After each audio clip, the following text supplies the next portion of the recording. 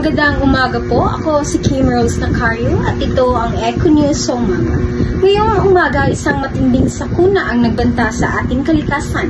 Isang cargo ship na may lulan na mahigit 3,000 sasakyan. Kabilang ang daan-daang electric at hybrid cars. Ang bog sa karagatang bahagi ng Alaska. Wala pa mang nakitang langis sa ibabaw ng tubig, may malaking panganib na maidulot ito ng oil spill sa karagatan. Ito ang ulat ni Ms. Mariel. Thank you, Ms. Kim. So, aerial footage mula sa Coast Guard.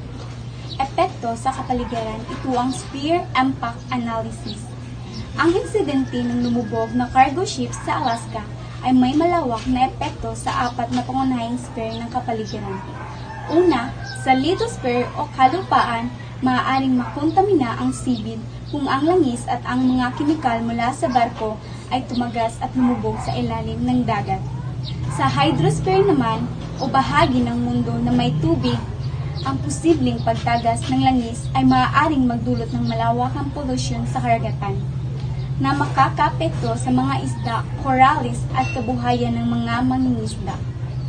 Sa biosphere o lahat na nabubuhay na organismo, ang mga hayop sa dagat tulad ng balyena, pagong at seabirds ay nalalagay sa panganib dahil sa kontaminasyon at pagkawala ng tirahan.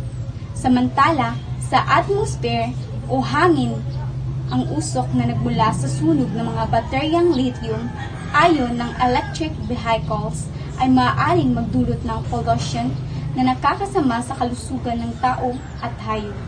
Ang 4 na sphere na ito ay may magkakaugnay kaya't ang pinsala sa isa ay may direktang epekto rin sa iba. Balik sa iyo dyan, Kim. Pag-uulat sa kalikasan. Higit pa ito sa isang barkong lumubog, isa itong babala sa mga panganib ng makabagong teknolohiya sa lumang sistemang pandagat at kung gaano tayo kahanda. Narito ang ulat ni Ms. Joshelle Andimir, ano ang totoong banta. Maraming salamat po, Ms. Kim. Ayon sa USA Coast Guard, wala pa ring palatandaan na tumagas na langis, gayon pa man, 2 barkong pang-salvage ang nauna at may paparating na oil spill response ship. Pinangabahan ng mga eksperto na kung mabutas ang tangke ng barko, maaaring tumagas ang mahigit 100 galons ng crudo sa dagat. Ang mga baterya ng EV ay maaaring magdulot ng sunog at pangmatagalang polusyon sa tubig. Narito naman ang ulat ni Ms. Ari. Ayon sa mga eksperto, maaaring madulot ng matinding pollution sa kalikasan ang mga baterya ng electric vehicles kung hindi ligtas ang transportasyon.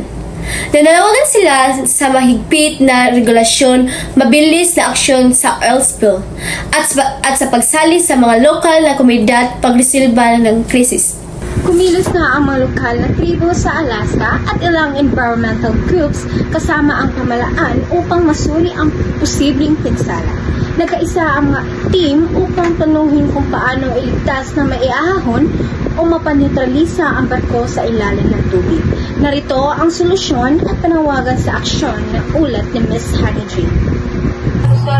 Nananawagan ng mga environmental advocates na mas mahigpit na patakaran sa pagdadala ng electric vehicles sa barko tulad ng paghihiwalay ng heavy cargo sa fire-safe zones, pagkakaroon ng onboard spill containment systems, at regular na pagsasanay para sa oil spill response. Narito naman ang ulat ni Mayor Justin. At ngayon, nandito tayo sa lugar saan meron na apektuhan ng residente.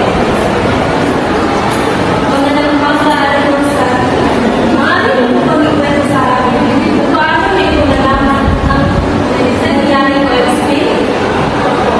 Mga residentes na ako kami nakita ay parang kinikita sa hashing. Paglabas namin, nakita namin kung dahil nakita mo at kung natin nalaman na yung nangyari. Tapos ang isda ay patay na at gusto na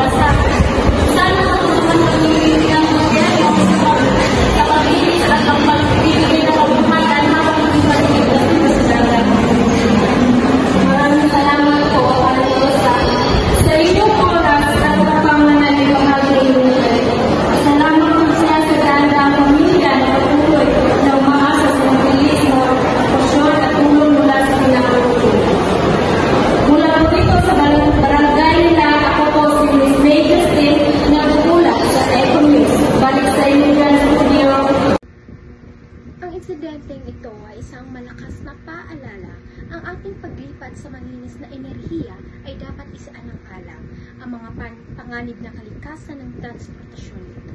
Ito po ang Eco News, manatiling ulat, makialam. Magandang umaga po sa inyong lahat. Maraming salamat sa pakikinig.